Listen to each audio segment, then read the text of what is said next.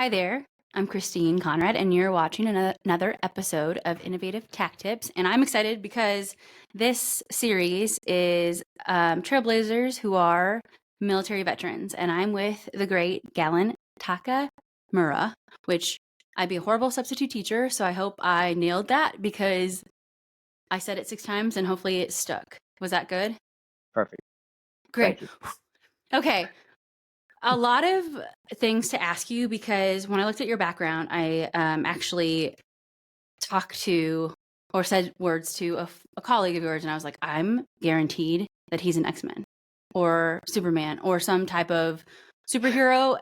And I only say that because one, what you've done, like the lives or the chapters that you created in your novel, right? Like your nonfiction novel, and then also I danced competitively for over 15 years, and then I've taught and coached dance for over a decade. Breakdancing, not so much. I've only done, I can only nail the coffee grinder, but other than that, not. I'm an amateur. So the first question I guess I want to ask you is, what do you do? How did you get here? How did you get where you are today? In a short, not elevator pitch because you're not trying to persuade me, but yeah. Christine, first off, thank you for having me on the show. I looked at the roll up, listened to a few of your podcasts, and you have a lot of Titans on the show. So to invite me, I greatly appreciate it. I'm super humbled. And anything to do with the veteran space, if I could share any insights that are going to be impactful in the veteran community, I'm happy to do so. So thank you for doing what you're doing and also impacting that community. In terms of, sorry, go ahead. No, I just said, basically, you're welcome, of course. Yeah, in Anyway. terms of my background, I'm absolutely an example of a person who can that you could accomplish anything. I mean, I've made so many mistakes. I'm 5'5". I'm not a 6-foot giant, so I don't fit that profile. But I'm just a great example. If you put your mind to it and you put in hard work, you could accomplish it. So I've lived multiple lives. I was a dancer in my younger years. I've traveled quite a bit through dance. I've competed through dance, and then I find myself in the military. In the military, I've done my dream job, I would say 3 times. If you ask any infantry platoon leader, they're going to say that was the best job ever. It was rewarding and humbling for multiple reasons that we could talk about at some point in time. I was also a Special Forces Operational Detachment Alpha commander as a Green Beret. I also was a company commander over at 1st Special Forces Group, and these are all incredible opportunities that I will always value. It's defined a lot of who I am today. And then now I'm at 8x8. I'm a senior project manager in quote-to-cash transformations. If you would ask me in the military what that meant, I probably wouldn't have been able to tell you when I was in the service. But I am involved in any type of digital transformation initiatives. Really, it impacts how operations take place today to improve, with the goal of improving operational efficiency or bringing in revenue. And it's really like a blend of project management, operational, strategic, tactical planning, and I'm involved in everything from ideation of a problem or an issue, so that initiation, all the way to a delivery of a new solution. I have a ounce of empathy or I'm not understanding. I understand what you at 8x8 what you said but I think that's just that's like skimming the surface. I think that there's so much, and you can probably agree with me, but it's those challenges or problem statements have a lot of, I guess, preparation in it, right? Because you're working with different teams, you're working with making sure all your data is talking to each other. Anyways, not to go down that rabbit hole, but it's a bigger challenge than what it sounds. And especially when you say transformation is not, one, easy, and two, it is a little painful. It's a little painful because you're changing process, right? And people have to pivot and adapt to it. So I commend you for that. Sometimes I want to pull my hair out because the previous organizations that I worked for, there was so much improvement that needed to happen, but I wasn't the lead on it. So it was like, I felt like I kind of had my, not hands tied, that seems a little bit dramatic, but yes, like the fact that you're able to get it, to execute it, and to help people be on the same page is a big thing. And so your background, for people that are listening, that I wasn't in the military, but I have a lot of military influence, and I still have good friends that are in the military, and that's a big deal. The opportunities that you had encountered are very admirable. My cousin graduated from West Point, and like even he was impressed by it. So I think the fact that you were able to do those things and shed light, and basically the people that are looking at getting into tech that are coming from the military, I think that you're a role model for them, because in the military, when you have to translate to corporate America, it's not an easy, like, there's not like, I'm going to Google it. What's the synonym for this, right? Like, what's it? So I think that that's a huge thing. I do want to ask you, what about all the experiences that you have had? Like, what about it makes your heart sing? That's a loaded question. You want to narrow it down to, is it the current what I'm doing today? I Okay, guess I'll answer that collectively, question. yeah. I'll answer that question. Well, first off, I want to say thank you to everyone that mentored me in my transition, because I had a very successful transition, and it wasn't because of me. It was because of so many people taking the time to help mentor me. I reached out to so many folks on LinkedIn. It was in the time of the pandemic, so I didn't have to go buy a bunch of coffees, so I saved myself a lot of money. But all I could do is pay it forward now, as so many Mm-hmm. people have done for me. So what really sings to me, what resonates with me is not any specific company or situation, not a big name. It's really the ability to work with people in a collaborative environment to address challenging problems. Like what is the problem? How do we solution this? How do we work together? How do we resource it? What is the vision? And then how do we row together and row in the same direction? That is what excites me. So I do operate in the communication space. We're a cloud-based communications company. We deliver very innovative communication solutions to our customers who are communications obsessed. And coming from the military, communications is our lifeline. When you're deployed downrange in a hostile environment, country X, and you're in a situation, the only thing that keeps you connected to any type of support is your radio. And you need to have high availability. It needs to be reliable. It needs to be easy to use. And in any organization today, if you don't have good communications, internal and external, you're going to lose competitors. And this is a competitive, or you're going to lose customers, excuse me, in a very competitive market. So it's a meaningful space that I work in, and I appreciate it. But most importantly, it's just working with collaborative teams is what excites me. I I guess the feeling's mutual on that.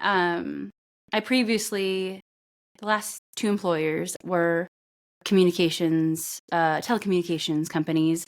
Well, they started from there, right? But every company evolves into adding more to their portfolio. And I think working at 8x8, I will say, this is my view, so want to blanket that. I believe that your UX, your UI, your actual like platform, your solution, portfolio, whatever buzzword I want to say, is underrated when it comes to the market. I think that you guys get the integration piece right. You guys get it. And I think for me, I don't know why I'm like, whenever I see things, I'm like, 8x8 could solve that issue. Anyways, not to go down that rabbit hole. I feel like this is like a sales pitch, but it's not. But I think for me, it's like, you guys get it from an integration piece, and you guys get it from like a roadmap perspective. And the fact that you're able to help transform the quote to cash thing is huge, because when you think about it, like, who are on the front lines? Sales. And so the fact that to make their job easier helps the customers, like, at the end of the day, or partners at the end of the day, right? The fact that you can, that's why you start a business, right? You solve a problem, and then it evolves to helping partner solve their problems. And I guess it's a domino effect in that sense. And I think from 8x8 starting in like the late 80s to now, it's like 8x8's not the same that it was when they first started. And I think it's really cool that you have the opportunity to do that. And I guess my next question, because you say challenges, right? I guess what investment that you've ever made has been the most worthwhile? It can be time, it can be energy, it can be money. You saved a bunch of money on coffee, which I appreciate because Starbucks is like, anyways, not to go. I love $4, not 7-Eleven coffee. Starbucks. I love 7-Eleven coffee. I'm going to admit that. This is not sponsored, but Uh, 7-Eleven coffee is not bad. But what's basically, the most worthwhile investment that and you've made? I live in Seattle, Washington, so coffee is in my blood. I'm a coffee snob. Most worthwhile investment. So your pretty standard answer, right? Is in yourself. Just to give you a quick story, I didn't appreciate education in school when I was younger, schooling, just because of the way I was raised. I was pretty rebellious, and I wanted to do what I wanted to go do. So um, college wasn't for me in my earlier years. I went through a few situations where I wanted to grow and develop and learn how to lead, and I saw the army and the infantry as the way to go do that and grow as quick as I possibly could, and really take myself apart to build myself back up. And I didn't realize, looking into it, that it required a college degree. And by the way, if you want to be an infantry officer, you have to have a pretty good GPA and you have to be very competitive. So I found myself back in school. I was at University of Washington, and I was never good in studies prior to this. My GPA, yes, I graduated high school, but it wasn't great. It wasn't impressive. Uh, I really became a student. I valued learning. I had a really good GPA, but the GPA was just an output of the dedication that I put into it. And I'm a business major at University of Washington. I did the Army ROTC program, and this is not to boast, but I graduated in the very top percentage, at the top of my class, pretty high in the nation, and I got the job that I wanted just because of the good habits and the investment that I put into myself. So, and that's just ongoing. I've always wanted to pursue and grow and challenge myself. So, going through various training environments, pursuing certifications on the way out of the military, I pursued the project management, the PMP, project management professional, to understand vocabulary better, to be able to translate my military jargon into civilian terms. Even though I was a business major, it was years since I went to school. I would say the number one investment is in yourself. I guess from that, again, I guess I was thinking like I always joke I'm like I was a super senior in college because I had to pay my way through college and I worked 3 jobs while going to school full time. And then, anyways, did a lot of basically multitasking, which they say sometimes people are like multitasking is like just a poor way of executing things. But I'm like actually it's actually not bad. It's actually like keeps you entertained. But I will say to your point, it's like my sister went to school for psychology. She works at Target Corporation right now, and it's like she didn't. I think if you're gonna go to school and spend money and spend time, because I believe time is money. That's like the thing that you can't get back, right? That know what you want to do, right? Like don't go through the motions. Like have a purpose for like pursuing something. And I think with you having like a little delay of trying to figure that out, I think is huge. And I told this to someone I interviewed from Microsoft, and you go to school to manage processes, not people. And I think from a leadership perspective, I commend and I guess the military does a really good job of, I don't know if it's training, but instilling leadership per se in soldiers, right? Like again, I have never been in the military, so I can't say, but I think what I've seen, who I've been in contact with, those are some really great leaders in corporate America. And I think, to your point, what you said earlier is if you put your mind to something, you can accomplish it. And I think a big thing is, to me, you have a lot of grit. And I think that's what gets people through big obstacles. With that, I always like to ask, out of all the failures, that you might have encountered. What is your favorite? And then was there a failure that led to success later down the road? I was so afraid you're going to ask me this question. I've failed at so many things. I've made so many mistakes. And the opposite of success is not failure, it's quitting, right? You hear that time and time again. So there's many I could choose from. However, I'm going to talk about one that I've actually not talked to anyone about. So you're my therapist. Thank you. To Hmm. someone I just met and sharing with an audience that I'm not fully comfortable talking about this, but it's my authentic self. So I'm embracing vulnerability. That's at the current stage that I'm in. And this is a recent conversation I actually had with my wife. Um, there was a time when I was brand new in my special forces career as a special forces officer. Went through 2 years of training, pretty demanding training. And I was showing up to my first unit, first battalion, first special forces group, forward stationed out of Okinawa, Japan. And within that first week, we arrived, foreign country. My wife doesn't speak the language, 3-month-old baby, new parents. And I get the opportunity to attend a school called Pre-Scuba, which is the Army's, if you pass that, you go to the Army's Elite Combat Diver School. It's a very demanding course where the elite go, and it's just a very, very challenging course. The difference between that and everything else is on the ground, you just keep walking, keep moving, you don't quit. In that situation, once you go underwater, you can't breathe. You're going to drown. You're going to die. Right. So I had no training for this thing, but my perspective at the time was, hey, I'll figure it out. I'll do it live. I'll make it work. Didn't prepare for it. I was not a great swimmer.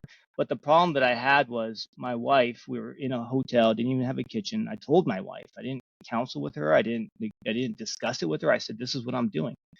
I'm offered an opportunity, voluntold, but really it was my choice. I could have said no.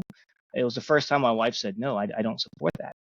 You got to get us settled first. We have a little baby, 3 months old, and you're going to be every day. You have to go all day and go through this course, and you're not helping the family at all. Like, we're your priority.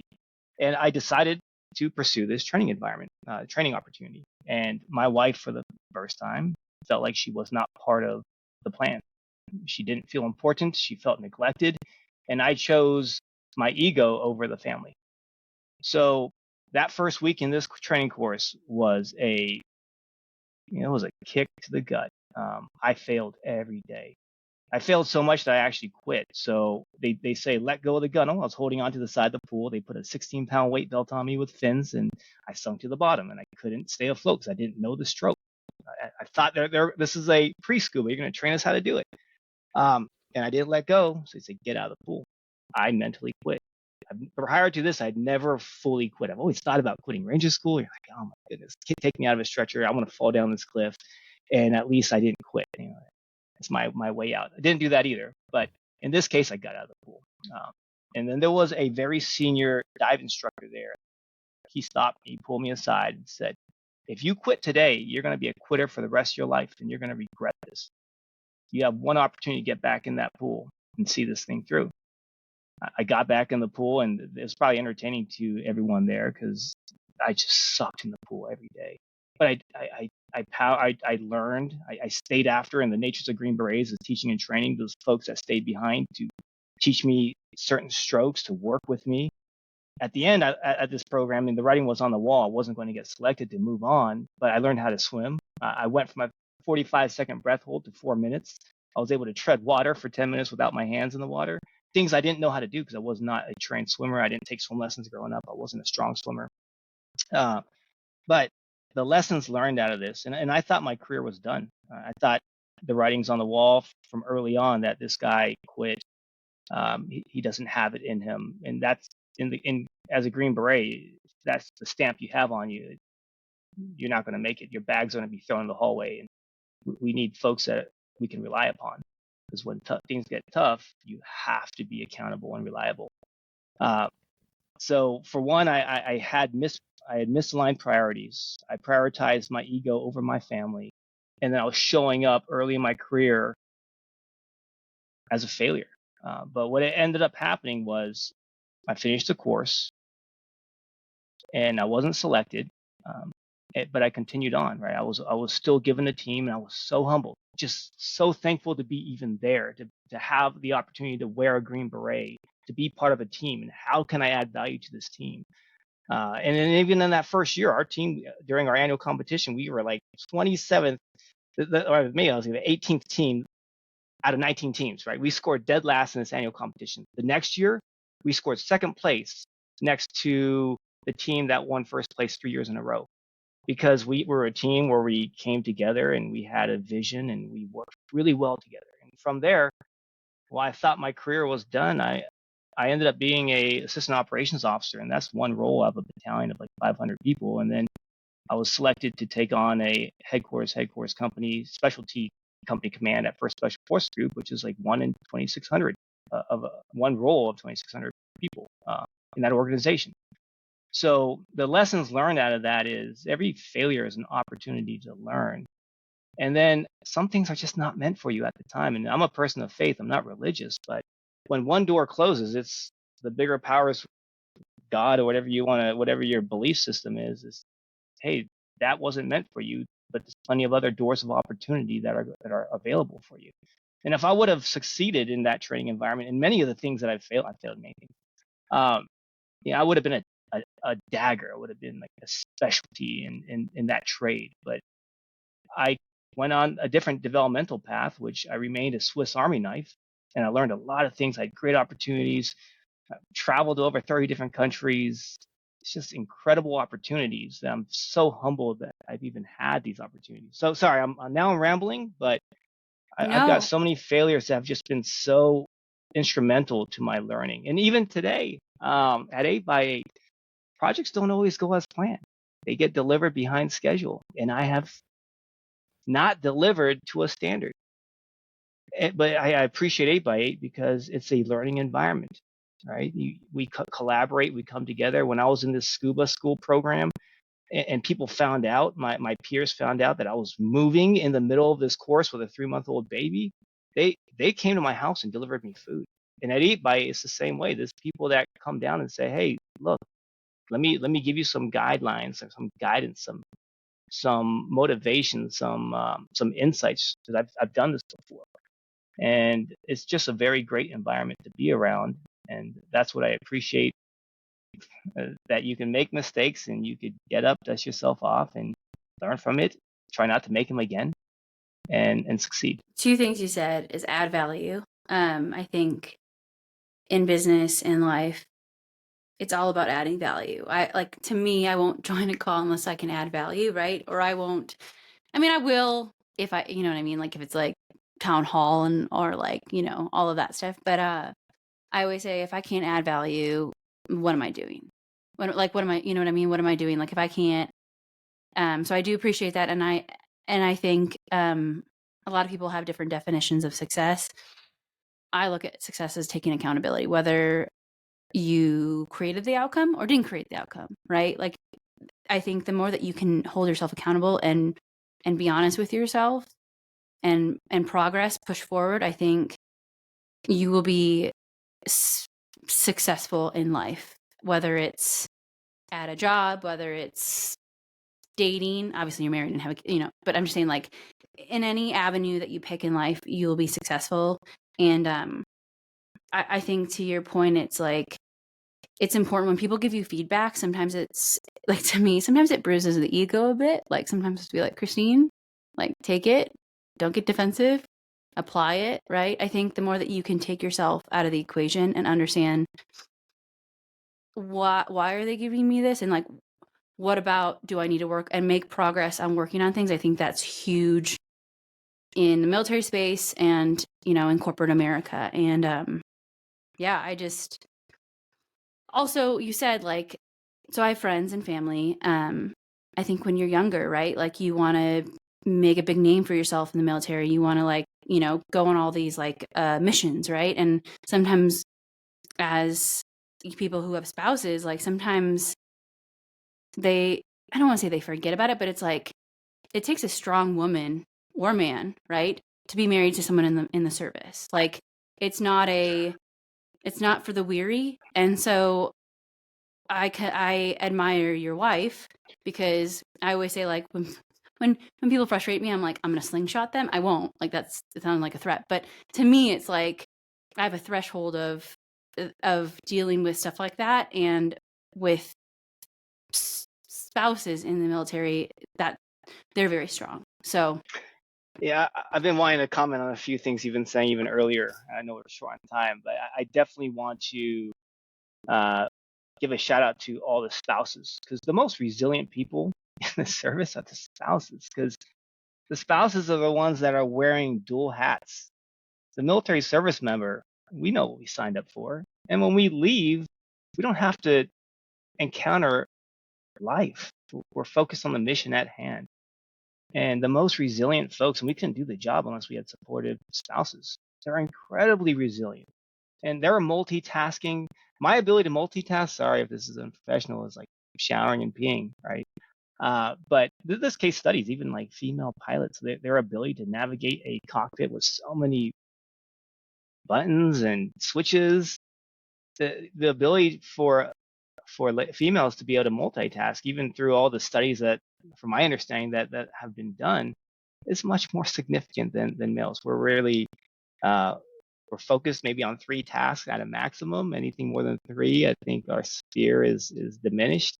So I really just commend the spouses. I commend strong ladies and women in positions of leadership, and I'm just always impressed. And the military now, you could be a woman and you could be a Green Beret, you could be an Army Ranger. I'm glad that they opened it up in that fashion, because there are so many talented folks out there where truly we don't discriminate against color or sex or religion, and I appreciate America for that.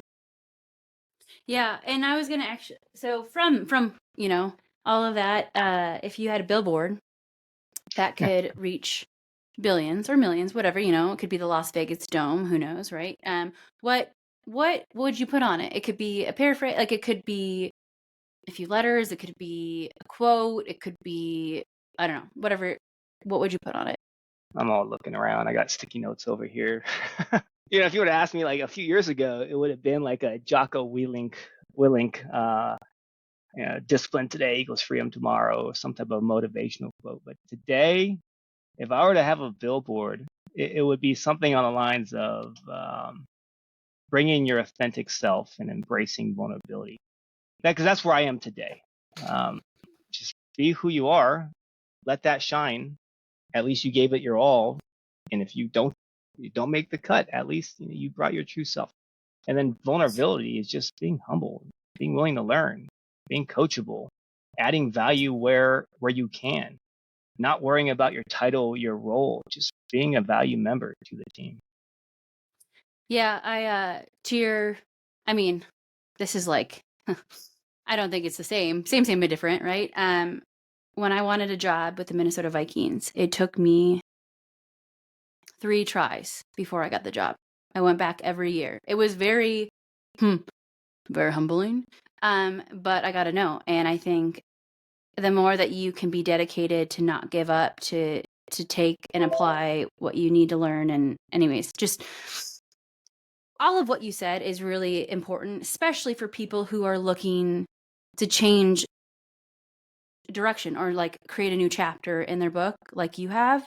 I mean, we could talk about a lot more things, but again, we can save that for, a rainy day.